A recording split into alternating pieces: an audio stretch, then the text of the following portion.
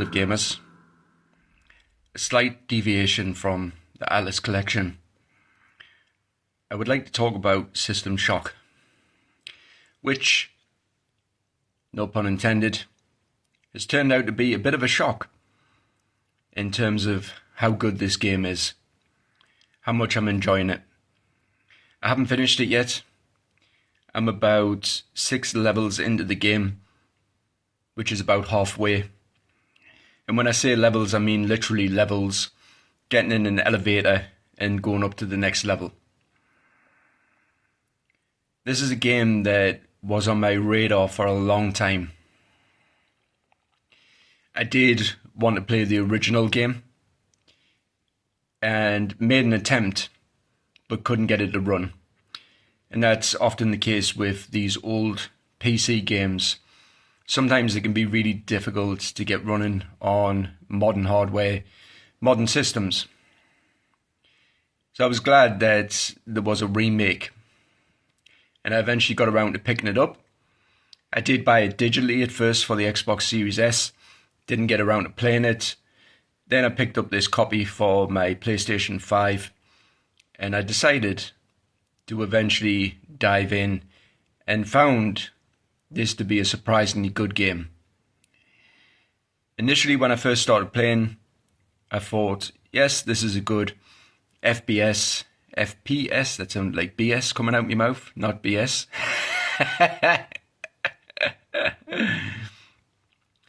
I thought this is a good FPS. And I was getting Doom vibes about the game at first. And then as I got further into it, I actually realized that this, in essence, is the beginning of survival horror. And I know that it did influence game developers later on who made survival horrors.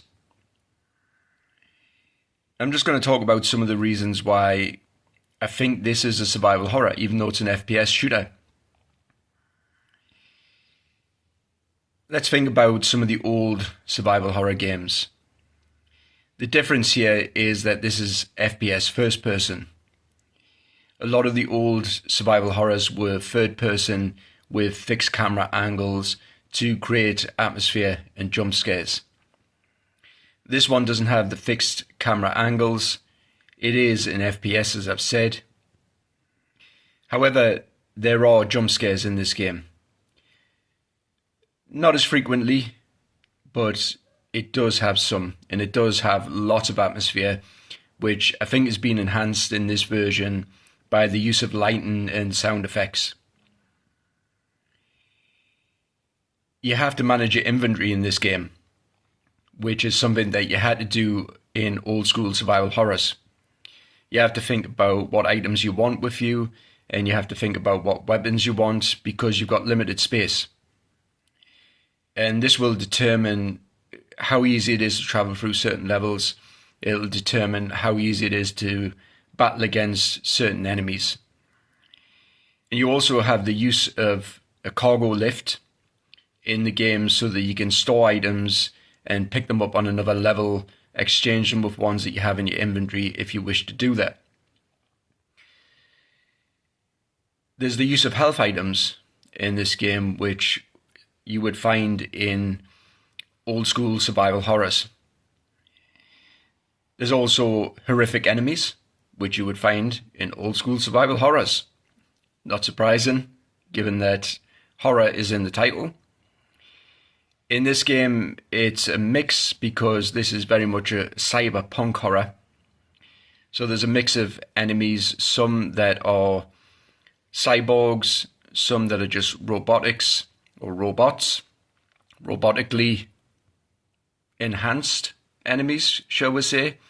And then there's also some that are mutated, which I will not give away the reason why they are mutated.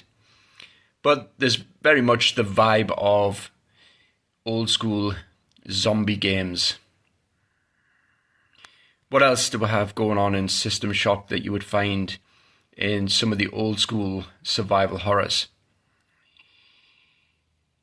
I really wish there was terrible voice acting, because that was one of the staples of old school survival horrors when the budgets weren't very good. But there isn't, not in this version anyways. The voice acting in this one is pretty good. So what else is there? There's a maze-like structure to the levels. That is definitely one of the staples. And one of the modern ways to describe this type of game is Metroidvania, where you've kind of got to go through a level and backtrack and find keys or key cards, as it is in this one, to be able to open up areas that you won't be able to get into straight away, creating that maze-like feel to the levels. And I have to say that the level design in this game is spot on. It has me sometimes scratching my head thinking, where am I supposed to go next? And that is one of the elements of the old school survival horror. Not always knowing where you're supposed to be going, and sometimes finding out by accident. Or sometimes gaining an item in the game that will help you to get to an area that you weren't able to get to. And then the final thing I'm going to touch on in this game and in some of the old school survival horrors, and then it just completely left me head, and I'm hoping that it comes back quickly because we don't want dead air. And also, I'm about 6.5 minutes into this video. It would be a shame if I couldn't remember. And then it came back. The other thing that is present in this game that you'll find in old school survival horrors is puzzles. Having to work things out, sometimes in order to progress through the level as well. Again, I'm not going to give too much away for those who haven't played this game, but there is that puzzle element aspect of this game that will have you stopping still for a moment and trying to figure something out in order to progress.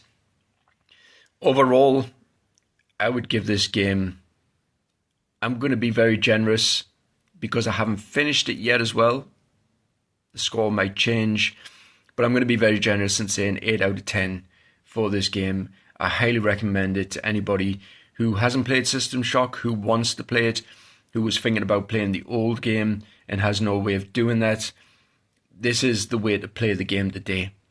And I'm looking forward to the possibility of System Shock 2 being remade and potentially future games in the series. I love survival horrors. I haven't talked about them much when I've been looking at the Atlas collection. I love games that have a cyberpunk theme as well. Sci-fi, cyberpunk, right up my street. Can't recommend it enough. I'm going to go now before I forget anything else. Catch you in the next one.